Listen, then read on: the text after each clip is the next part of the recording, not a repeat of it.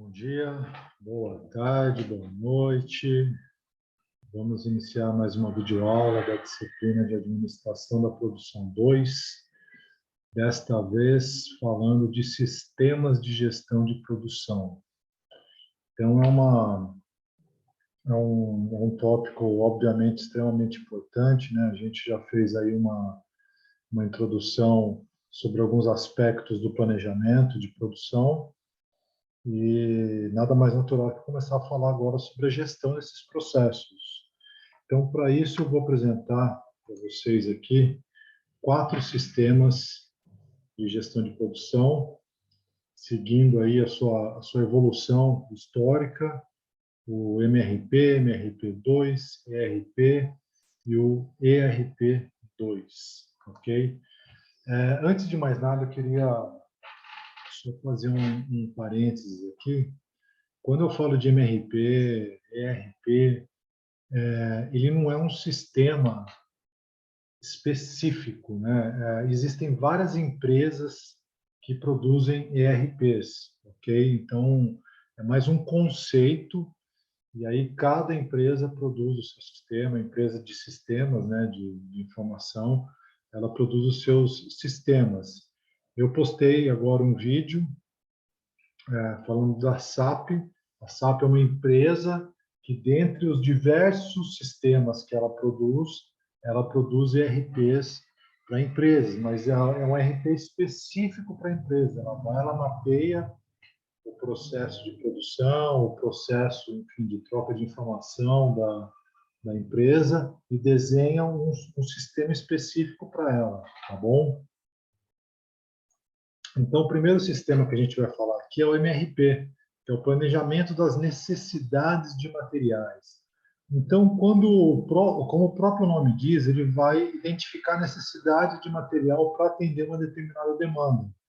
Ele foi o primeiro sistema de gestão da produção que surgiu, e ele identifica a necessidade de materiais. Então, você coloca ali a sua demanda, quanto que você vai precisar, de quantos celulares que você vai precisar produzir. Vou precisar produzir 100 celulares.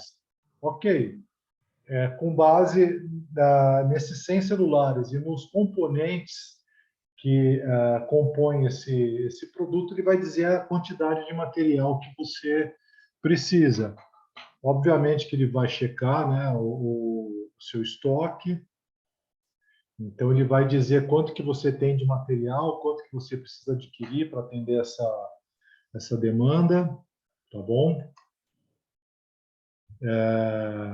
Ele vai dar a necessidade líquida de material. Então, olha, a gente precisa de 100 peças, temos 50 em estoque, precisa comprar mais 50.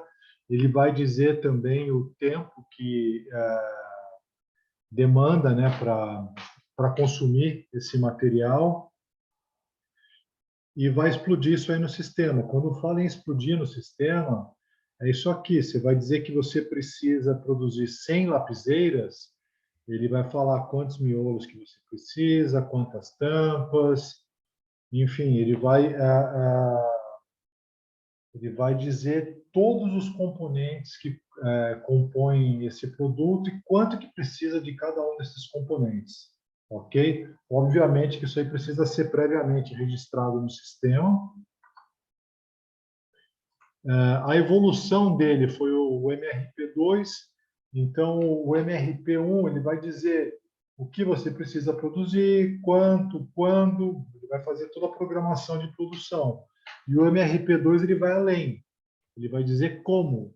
O RP1 ele não identificava limitações, a gente viu na aula passada gargalos de processo, né? A teoria das restrições.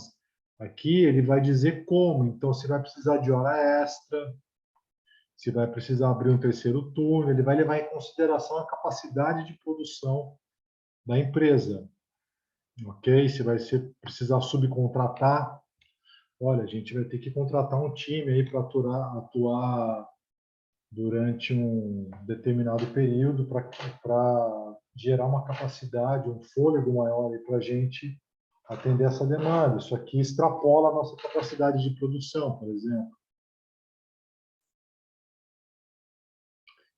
Então, a evolução do MRP2 agora foi o ERP, que é o planejamento de recursos da empresa. Ele já tem uma visão holística da empresa, ele integra todos os departamentos da empresa, ele não foca especificamente na produção, gestão de estoque, armazenagem, ele vai falar com o financeiro, fala com o marketing, com vendas, com recursos humanos. Então, o sistema é integrado. Então, você consegue todos os departamentos vão inserir as informações no mesmo banco de dados. Aí você consegue, por exemplo, puxar relatórios e cruzar informações, tá? E não necessariamente da sua empresa, da sua unidade física. Por exemplo, se você tem, pensa aí um Araújo, você tem diversas unidades do Araújo, você consegue, do seu escritório, ver como que está o estoque em todas as unidades, por exemplo. É possível fazer isso. Então, aqui tem um desenho da lógica desse sistema, né? Você consegue conversar, por exemplo, ver o que vendas está adquirindo, checar como que está de estoque, checar com a logística o que tem de caminhões em fila para carregamento financeiro, como é que está o pagamento, recebimento, enfim, das ordens de serviço, o que o pessoal de vendas programou de vendas para esse período, com base nisso, por exemplo, cruzar se o que tem estoque, o que compras adquiriu, vai atender a demanda. Enfim, você consegue puxar relatórios e cruzar informações. Então, a lógica é essa, né, de trabalhar com um banco de dados único. Então, você não precisa ficar recebendo planilhas e aí vai juntar as informações para ver se bate com o seu controle. Não, quando chega para uma reunião, quando faz uma conferência, uma videoconferência, por exemplo, você puxa um relatório, né, todo mundo pode puxar um relatório e trabalhar com a mesma base de dados. Isso aí facilita, agiliza a tomada de decisão, deixa muito mais confiável aí o planejamento, mais eficiente, como eu digo aqui, agiliza o processo de tomada de decisão, reduz o tempo de resposta, uma vez que todo mundo trabalha com a mesma base de dados, né? Então a informação está ali disponível para todo mundo.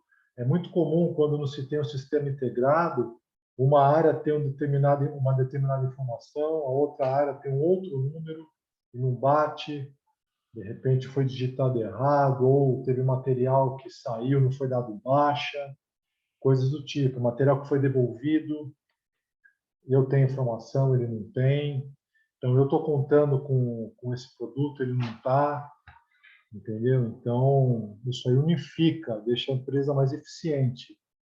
E a evolução disso, desse sistema, é o ERP2.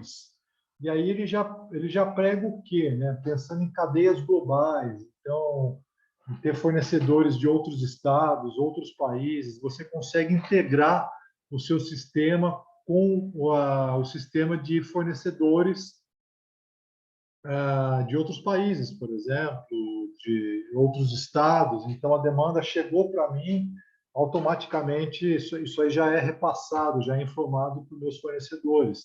Então, a sua cadeia de suprimentos fica muito mais rápida, muito mais dinâmica. Então, eu consigo armazenar dados aqui de histórico de clientes, integrar o ciclo de fornecimento. Então, a minha necessidade de material eu compartilho com o meu fornecedor. Sistema de gestão de transporte, eu posso terceirizar o serviço de transporte e, porém, eu consigo rastrear os caminhões. Os caminhões não são meus, são do meu fornecedor. Eu contratei ele para fazer o transporte, mas ele consegue compartilhar o rastreador dele comigo. Então, ele vai fazer uma entrega minha, o caminhão não é meu, mas eu consigo saber onde ele está. Eu consigo informar o meu cliente qual é a previsão de chegada. Gerenciamento de estoque pelo fornecedor. Então, o meu fornecedor consegue gerenciar o estoque, o meu estoque. Olha, então você fornece xícaras para mim. Ok, eu tenho uma loja aqui de varejo que vende xícaras. eu preciso ter o produto sempre disponível, eu compartilho com ele o meu sistema e ele faz a gestão do estoque. Simples assim, ok? Então, essa era uma pincelada que eu queria dar nesses sistemas de informação para que a gente possa continuar avançando no que diz respeito aí à administração da produção, gestão de materiais, gestão de estoque, logística de produção, tá bom? Qualquer dúvida, estou à disposição. Agradeço a atenção de todos. Um abraço, bons estudos.